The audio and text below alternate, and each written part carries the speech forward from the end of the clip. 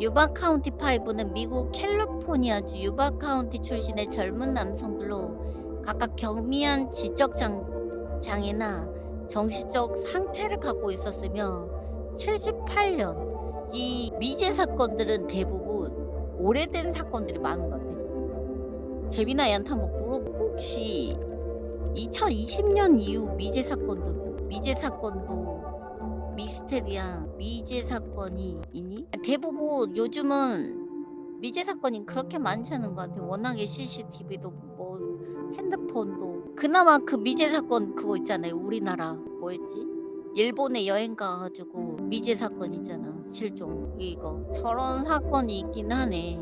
2020년 이후에도 없진 않네. 캘리포니아 주립대 치코에서 열린 대학농구 경기를 관람한 후 실종 신고를 받았습니다. 오늘은 미스터리 라디오.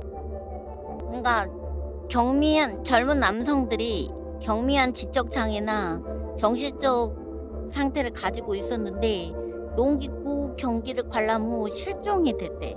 그중 4명 29세 24세 32세 30세라는 거. 그런데 번역이 확실히 여기가 훨씬 깔끔하긴 해. 나중에 4명이 나중에 사망한 채 발견이 됐고 5번째인 게리 마티어스 25세는 아직 발견되지 않았다. 실종됐대. 4명은 사망하고 1명은 실종된 지 며칠 후 마드루가가 여기 30세 이분이네. 이분의 차인 머큐리 몬테오코가 유바 카운티로 돌아가는 길에 멀리 떨어진 고산 비포장 도로의 플루마스 국유림 외딴 지역에서 버려진 채 발견됐다. 수사관들은 차가 작동 상태가 양호했고 눈더미에서 쉽게 밀어낼 수 있기 때문에 차가 왜 버려졌는지 알 수 없었다. 그때는 남자들의 흔적이 발견되지 않았다. 눈이 녹은 후 남자 중 4명의 시신이 발견됐다. 잠깐만. 78년 2월에 실종이 되는데 6월에 눈이 녹고 발견됐다고? 3월, 4월, 5월, 6월, 7월, 3월, 4월, 5월을 뭐하고? 확실히 미국은 땅이 커서 그런가? 테드 와이어는 버려진 차의 북쪽에서 약 20마일 엄청 멀리 떨어져 있었네. 20마일이면 뭐 10km 뭐 이런 건가? 2마일에 1km인가? 미국 산내청 트레일러 안에서 발견됐다. 트레일러 안에서? 잭 마드루가 빌 스털링, 제키 후엣은 스캐브잉 동물들 때문에 뼈만 남았다. 동물한테 먹혔나봐. 와이어는 남자들이 마지막으로 목격된 후 최대 3개월 동안 생존한 것으로 보이며 뭐라고? 이 와이어라는 남자는 트레일러 안에서 발견됐는데 3개월 동안 생존을 했다고? 나머지 니들은 동물한테 뜯어먹혔는데? 트레일러 안팎에 충분한 음식과 난방 재료가 있었음에도 불구하고 굶어 죽었다. 왜? 정신 지적장애가 있어서? 와이어는 신발을 신지 않은 상태였으며 마티아스의 신발을 트레일러에서 발견했는데 이는 마티아스도 그룹의 마지막으로 목격된 후 얼마 동안 생존했음을 시사한다. 마티아스는 실종됐잖아. 나중에 한 지역 남성이 나타나 자신이 머큐리 차가 발견된 곳에 가까운 자신의 차에서 같은 밤을 보냈다고 주장했다. 목격자는 경찰에게 그날 밤 자신이 차 주변에서 사람들을 보고 들었으며 2번 도움을 요청했지만 그들은 침묵하고 손전등을 껐다고 말했다. 이전과 차에서 시신이 발견된 곳까지 상당한 거리는 살인사건에 대한 의심을 불러일으켰다. 뭔 말을 하는지 모르겠어. 아직까지. 1970년대 마티아스는 미군 복무 중 서독에 주둔하면서 약물 문제를 겪었다. 결국 조현병 진단을 받고 정신과적 사유로 전역하게 되었다.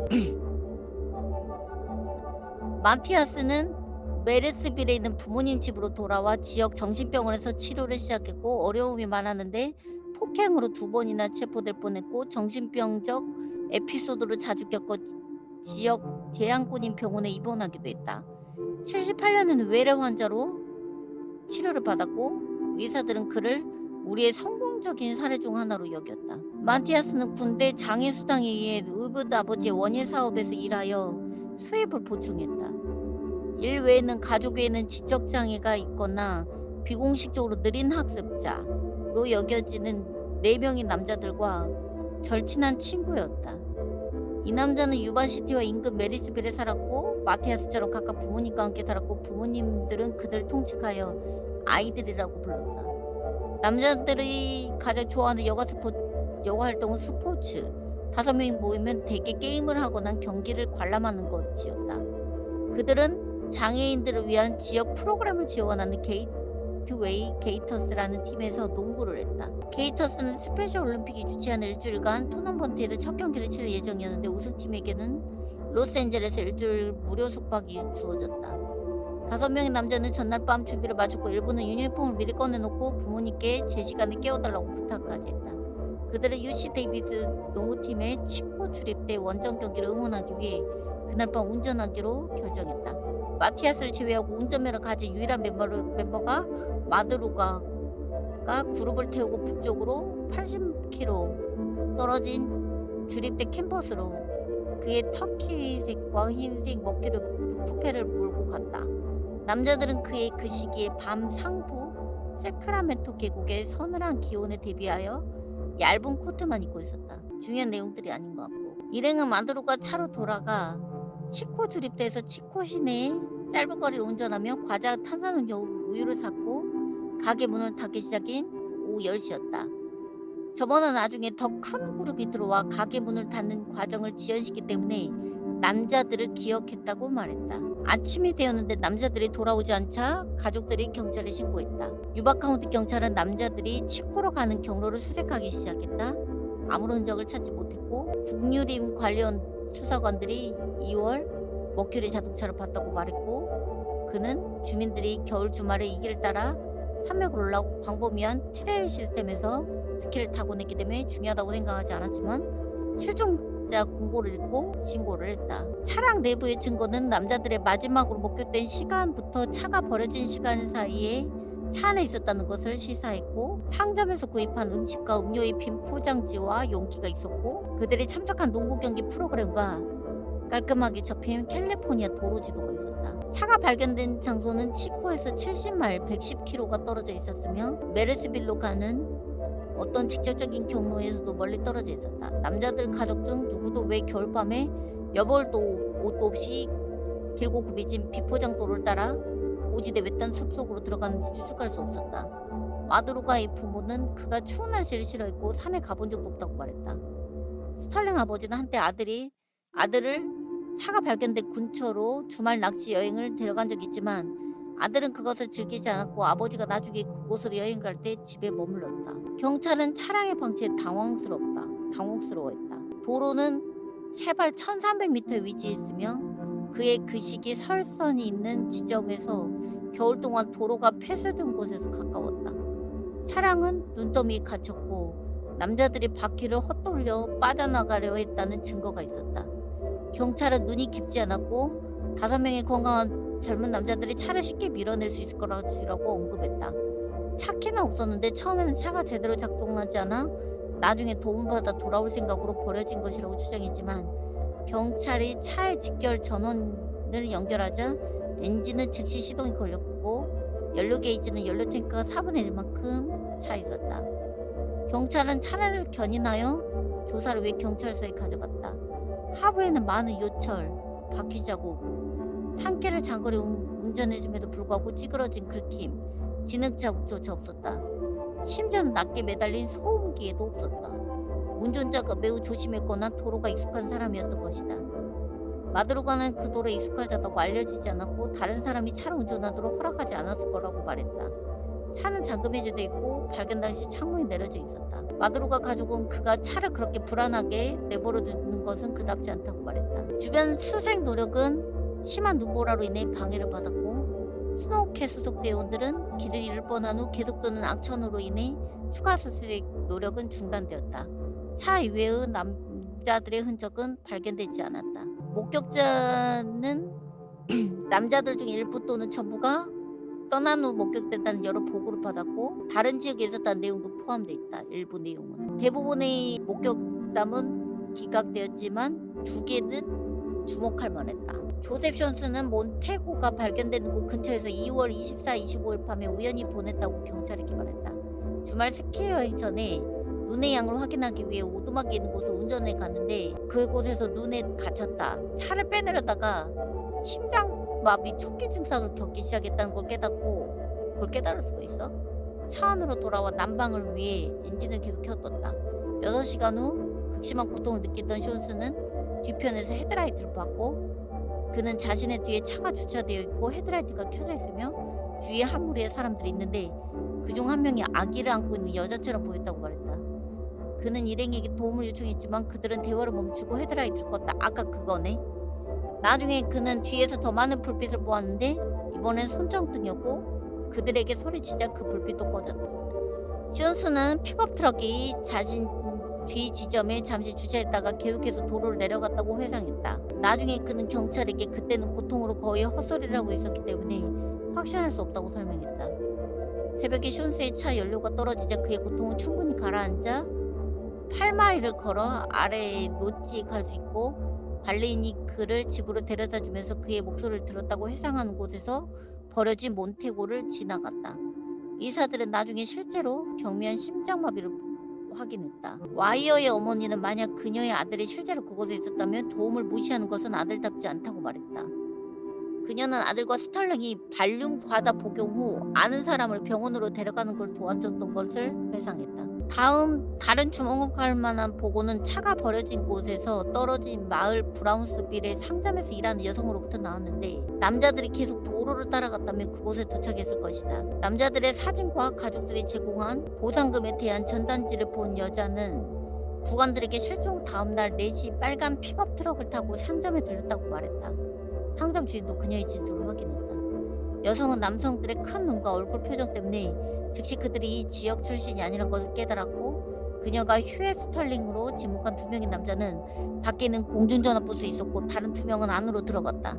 경찰은 그녀가 신뢰할 수 있는 증인이다라고 말하며 진술을 진지하게 받아들였다. 추가적 세부사항은 상점 주인으로부터 나왔는데 그는 자신이 와이어와 휴엣이라고 믿는 남자들이 들어와 브리또, 초콜릿 우유, 청량우유를 샀다고 말했다. 이거 아까 그 내용 아닌가? 뭐 상점에 가가지고 음식 샀다는 거. 다른 와이어의 형제는 로스앤젤레스 타임즈 농구 경기를 전혀 모르는 듯 다른 차를 타고 브라운스빌로 가는 것은 그들과 답지 않지만 상점 주인이 묘사한 2 남자의 행동은 그들과 일치한 것 같다고 말했다. 손에 잡히는 거 뭐든지 먹을 것이었고 다른 4명 중 휴엣가 있는 경우가 많았기 때문에 휴엣의 형제는 잭이 전화를 너무 싫어해서 다른 남자들에게서 전화가 오면 자신이 대신 전화를 받았다고 말했다. 시신 발견 5 남자가 실종된 밤에 무슨 일이 있었지 명확한 결론을 내릴 증거가 없었기 때문에 살인사건의 가능성을 배제하지 않았다.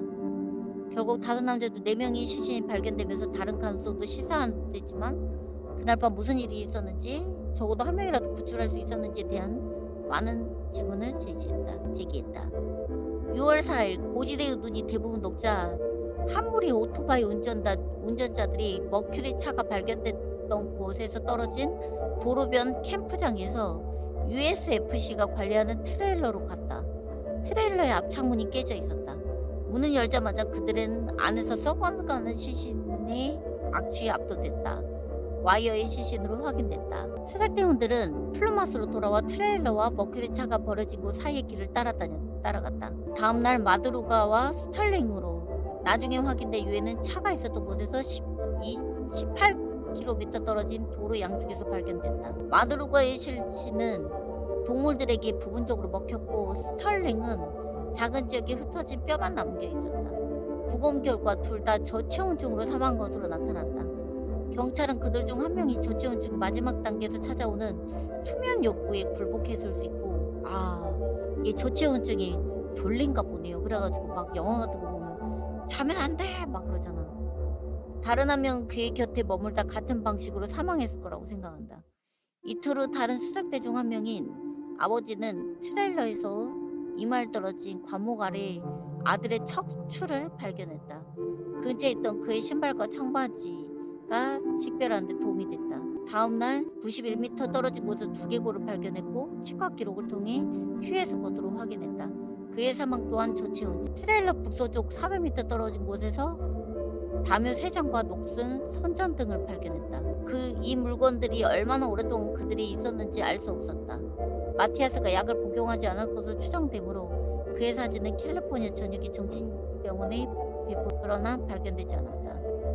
트레일러 안에 증거 머리를 포함해 8장의 시트에 쌓인 와이어의 시신은 트레일러 안 침대에서 발견됐다. 부검 결과 그는 아사와 배고파 죽었고 저체온증의 복합적인 원인으로 사망한 것으로 나타났다. 와이어의 91kg의 체중 중 거의 절반을 잃었다. 수염의 길이는 그가 마지막 면도 후 3개월 이상 생존했음을 시사했다. 그의 발은 심하게 동상이 걸렸고 거의 괴저 상태였다. 침대 옆 테이블에는 지갑, 패드가 새겨진 니켈 반지, 그가 착용했던 금목걸이 등 개인 소지품이 놓여 있었다. 또한 테이블에는 유리가 없는 금시계가 있었는데 와이어의 가족은 그의 것이 아니라고 했고 부분적으로 녹은 양초도. 그는 벨벳 셔츠와 가벼운 바지를 입고 있었지만 그의 신발은 찾을 수 없었다. 수사관들의 가장 혼란스러운 것은 와이어가 어떻게 이런 문명을 맞이했는지다. 트레일러의 벽난로에는 충분한 양의 성냥, 인쇄된 소설책을 땔감으로 사용할 수 있음에도 불구하고 사용되지 않았다. 남자들을 따뜻하게 해줄 수 있었던 두꺼운 살림 의류도 보관되어 있었는데 그대로 남아있었다. 외부 창고에 있던 시레이션 통 36개는 개봉되어 내용물이 소비되어 있었지만 같은 창고에 있던 더 다양한 종류의 건조식품들, 필요한 경우 5명 모두를 1년 동안 먹일 수 있을 만큼 충분한 양은 개봉조차 되지 않았다. 마찬가지로 근처의 다른 창고에는 밸브가 있는 부탄 탱크가 있었는데 만약 그 밸브가 열렸다면 트레일러의 난방 시스템에 연료를 공급했을 것이다. 와 진짜 이해가 안 가네. 와이어의 가족은 그가 인지장애 때문에 상식이 부족했다고 말했다. 예를 들어 그는 정지 신호에 멈춰야 하는 이유를 자주 물었고 어느 날 밤에는 침실 천장이 불타고 있는 집에서 잠을 충분히 자지 못하면 직장에 늦을까봐 두려워 침대에서 끌려 나와야 했다고 했다. 지적장애가 있어서 와이어가 트레일러에 혼자 있지 않았고 마티아스도 그곳에 있었던 것으로 보였다. 마티아스의 테니스화가 트레일러 안에 있었고 시레이션은 P38 캔 단계로 개봉돼 있었는데 이는 마티아스나 마드루가만이 군복무 경험으로 익숙한 것이었다. 마티아스는 아마도 동상으로 발이 부어 있었을 것이고 만약 그가 밖으로 나갔다면 와이어의 신발을 신기로 결정했을 수. 와이어의 시신을 덮고 있는 시트를 두며 다른 사람 중 한 명이 그와 함께 있었다는 것을 시사했는데 그의 괴저 상태의 발은 스스로가 시트에 몸 위로 당기기에는 너무 많은 고통을 주었기 때문이다. 가설 5. 남자 중 4명이 산맥에서 사망한 것으로 확인한 후에도 남자들이 왜 그곳에 있는지 설명은 찾지 못했다. 그러나 그들은 마티아스가 포베스타운이라는 작은 마을에 친구가 있다는 것을 알게 되었다. 경찰은 집으로 돌아오는 길에 친구를 방문하려다 오로빌 근처에서 잘못된 길로 들어서 산길로 접었을 가능성이 있다고 믿었다. 어떤 이유로든 남자들은 머큐리 자동차를 타고 떠났고 왔던 길, 나중에 수존 씨가 돌아간 로찌를 지났던 길로 돌아가는 대신 그들은 원래 가던 방향으로 계속 가기로 선택. 남자 실종 전날 스노우캣이 트레일러 지붕에 눈을 치워 무너지지 않도록 그 방향으로 길을 따라갔다.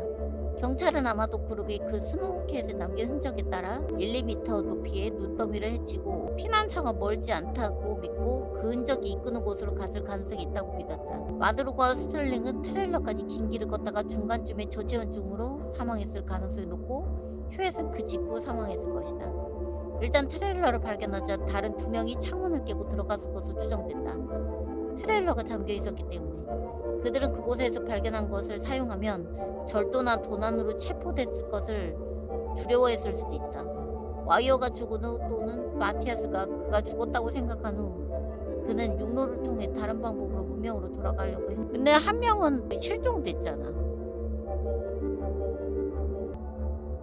결국에는 그거네요. 뭔가 게리 메티아스는 어떻게 된 거지? 그냥 실종되고 끝이야. 아, 그 게리 메티아스가 그 조현병 그거라서 아까 병원에 신청해놨다는 게. 그러니까 그거네.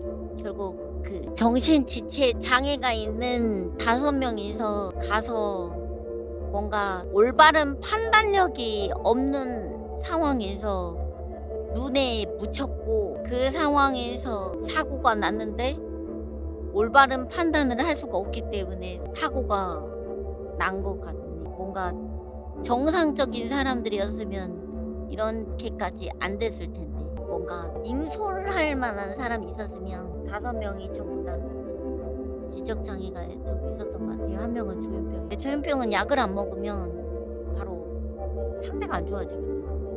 근데 그래서 보면 조현병 걸린 사람만 실종됐다고 하잖아. 발견을 못했다고 하잖아. 그러니까 조현병 걸린 사람만 뭔가 다른 곳으로 또 이동을 했나 봐. 그러다가 또 문제가 생겼겠지. 근데 미국은 너무 넓다 보니까 시체를 못 찾는